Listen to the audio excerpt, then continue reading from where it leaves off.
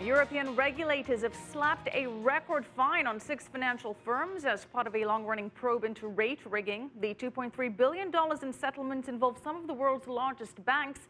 They include Deutsche Bank, Royal Bank of Scotland and JP Morgan. Now, the fines are the result of a 2-year probe into manipulation of the London interbank offered rate, also known as LIBOR. Officials say further penalties are possible against other banks as the probes continue. Third quarter figures for the Eurozone show that Germany's continued economic growth wasn't strong enough to compensate for a downturn in 2 of the bloc's biggest economies. Jack Barton reports from Brussels.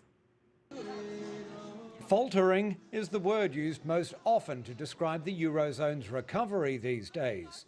And third quarter growth figures hovering just above zero didn't do anything to change that.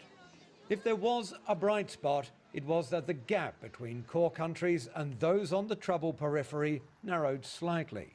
We've seen growth back again in Portugal, in Spain, so that is positive, that is promising, or it is encouraging. Encouraging, but not problem solved. If we think about 3 countries, Ireland, Portugal and Greece, how far they have gone down after the peak is enormous. It will require them growth between 3 to 5% to come to that same level, probably in 5 years. We haven't seen that yet. And there are 2 more very big problems on the horizon. The shaky economic fundamentals of Italy and France continue to cause concern. Because while bailout recipients like Portugal, Ireland and Greece may be economic minnows, France and Italy are the bloc's 2nd and 3rd largest economies.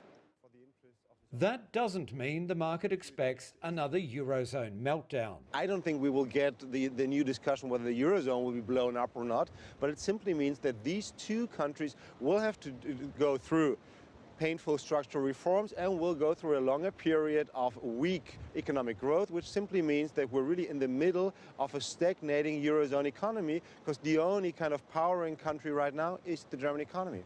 So the prognosis for the third quarter is not so bad, but also not so good. A sentiment reinforced on Wednesday by a separate EU report revealing retail sales fell significantly in October and that last month new manufacturing orders slipped, though not so far to ring alarm bells just yet.